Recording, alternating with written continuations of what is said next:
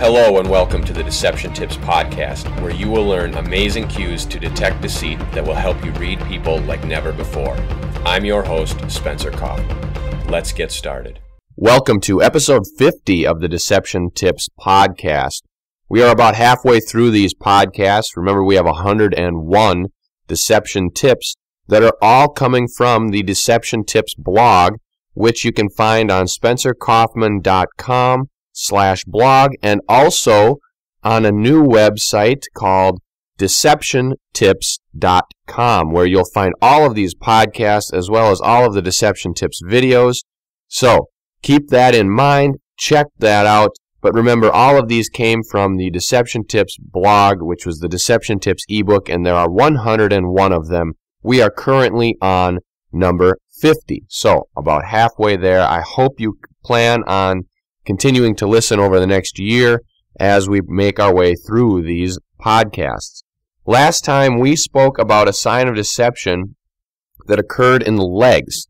Now remember, the legs are a very, very popular area for deception to appear.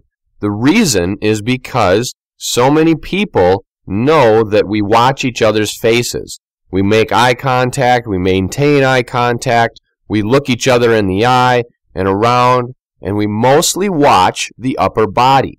Therefore, the legs have more to show, more to share. Why? Because people are not consciously trying to hide the behaviors on their legs. We learned about that in episode 47. Now, last time, again, we talked about a behavior on the legs. This was how liars may cross their legs at the calf muscle in an X-like position. Now, this was like kind of almost like folding the arms, where you're blocking off or you're being a little bit withholding or defensive, but this is more direct. It is like a direct X. How sometimes when people are in a situation, usually it's when they're joking, and they hold their arms up in like an X form, like stay away from me or back away. It's something like that with the legs. You're crossing the legs, X at the calf muscle, and we also mentioned that this could be combined with some other behaviors of the legs that we've talked about before.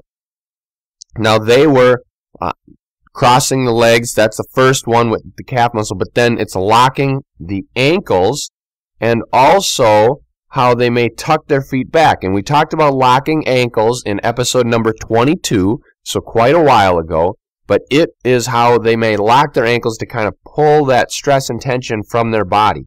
And then, of course, tucking backwards, we've talked about numerous times, pretty much throughout a lot of these different podcasts, is that they may tuck their legs backwards kind of to retreat from the situation. We talked about stepping backward back in episode 29, how they may retreat from the situation. So that's that. Remember that anytime you see something on the legs, it is a good place to watch for body language. Remember that the legs are going to be a lot more expressive simply because people are not consciously trying to hide the behaviors on their legs. In addition, you always want to look for the patterns and clusters of behavior. So when you see something happening on the legs, look for additional signs. So crossing the legs at the calf muscle in the X, that could be one. Tucking them back could be another. Locking those ankles could be another. That's typically all considered somewhat of one behavior, but it could start a cluster. So if you see other things in addition to that, then you know that it could very well be part of a cluster. So pay attention to the legs because they are a good place to watch for deception. Today, we are going to talk about something in a different area of the body. Now, that's not entirely true because it does involve the legs. This is going to be something that you can see either separately in the legs or torso area, or you could see it entirely with the legs and torso in unison. So this is one occasion where if you want to count like symmetricality or congruent behaviors, it can't really be symmetricality because it's top and bottom and we're not symmetrical that way anyway, but it could be more of a congruent behavior. This is one where the congruency does not need to be there. So you can have the torso being separate from the legs or the legs being separate from the torso, but what you need to focus on is which one is performing the behavior, because generally one of them will, and that's more of an unconscious type behavior, and it's trying to lead the other one into that behavior. So you may see the conscious keeping one part of the body in place because it's polite, and the unconscious leading the other direction. Or you could see it on full body if the person really wants to get out of the situation. So here it is. This is deception tip 50. Occasionally, a liar may point him or herself toward the exit as if they are planning to escape from the situation. Here it is again. Occasionally, a liar may point him or herself toward the exit as if they are planning to escape from the situation.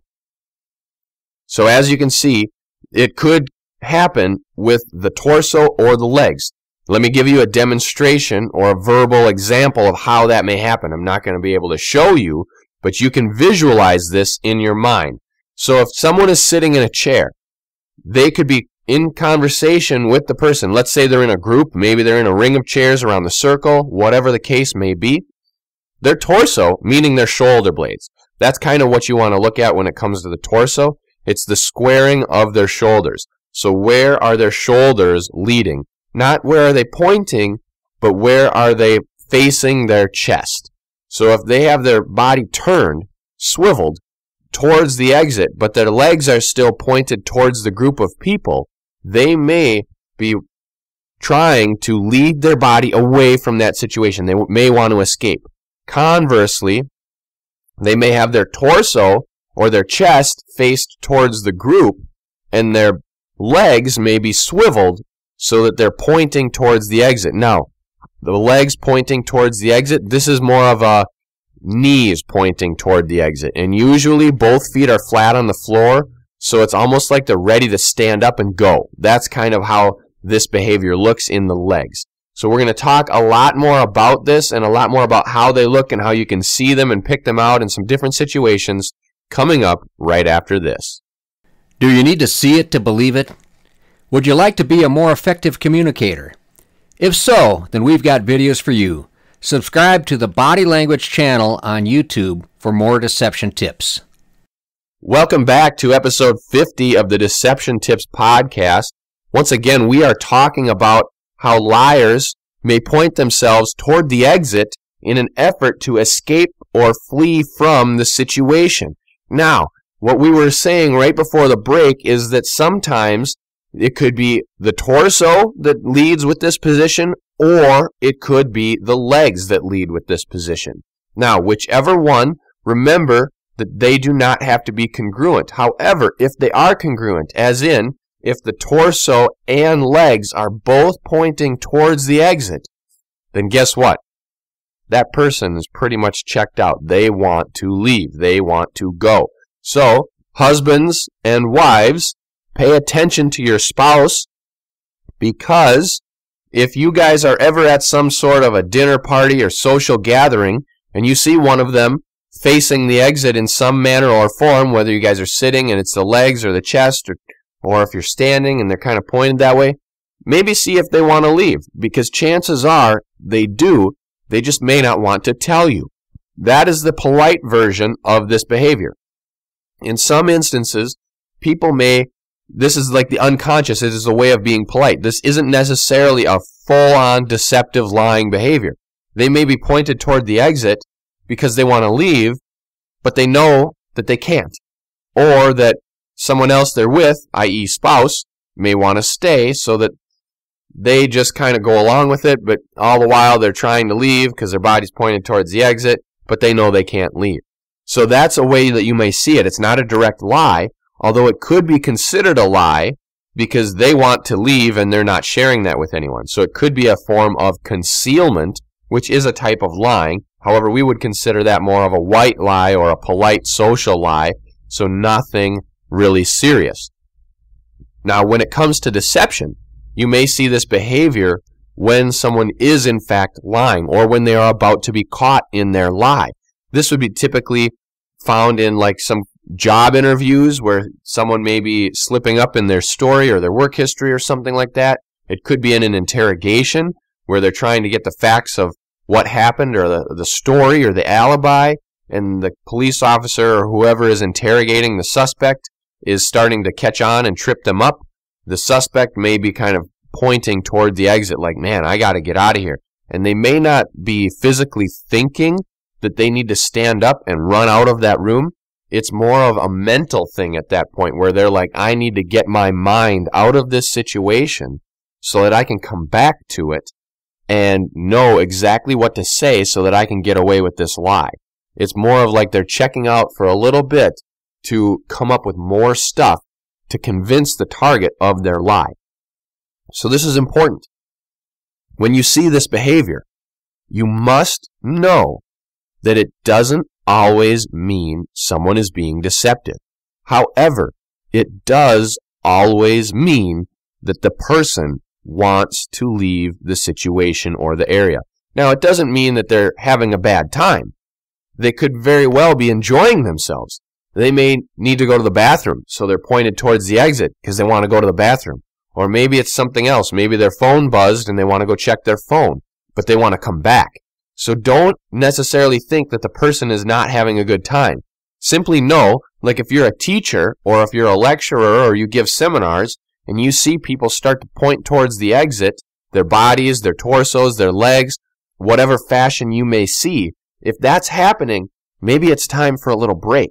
Let them get up and stretch, walk around. They've kind of mentally checked out. It doesn't necessarily mean physically they want to get up and leave. It means their mind has left that situation. It is gone from that area. It's daydreaming, it's wandering, it's thinking about what it's going to do next. What's for lunch? Where am I going to go tonight? What kind of pizza do you want? That kind of thing. It's not in the situation. Therefore, if you're a speaker, take that opportunity to keep people engaged and give them the break so that they can come back refreshed. If you're a spouse and you see this in your spouse, let them say, hey, do you want to leave? Maybe they want to go out for a smoke break and have a heater. You never know. Therefore, pay attention to this body language because it is truthful. They do unconsciously want to leave that situation. They may not even know why. So if you see that and they say, no, I don't want to leave, I'm good, say, come on, let's take a little walk. Walk around, come back, boom, now they're fine. And when you see this, when you are questioning someone, then you definitely know they want to get out of the situation, which could mean they are being evasive. So there are two things that you could do to try to get the truth when you are questioning someone and they are showing this behavior. Number one is you can keep them there because it makes them more and more uncomfortable. They become very nervous and the tension is building and building in them because they want to leave. They may not know why. It could be unconscious. They don't even think about it, but they want to leave. And if you keep them there, you are increasing that level of discomfort. So then you could use some of these other things like an awkward silence. We talked about that a long time ago, how you need to stay silent. We also talked about becoming silent. Those were a while back. We've talked about different things that you could do, such as suggesting answers, things like that. Stay silent was episode 13, by the way. Suggesting answers, episode 21. So if you haven't heard them or you're unfamiliar with it, or you may not remember, go back and check them out. You can also check them out online if you just want to read about it. That's fine as well. But take that, use it to your advantage. Make the person feel even more uncomfortable because the higher their level of discomfort, the quicker they may tell you the truth so that they can have that relief of, whew, I'm so glad I got that off my chest. And then their level of discomfort will go down. They will start to be more comfortable. The tension and stress will go away, etc. And make sure you point that out to them. You're only hurting yourself here. Tell the truth and you're going to feel so much better. That kind of a thing. The other way and the other thing that you could do to find the truth is you let that person get up. If you see that they want to go towards the exit, you say, hey, come on, let's take a break. Walk them to the bathroom, go get them a soda, whatever the case may be. Get them up out of there, walk them around, then come back because it's possible that their mind may need a break from whatever form of interrogation or questioning you're putting them through. So maybe they need a break.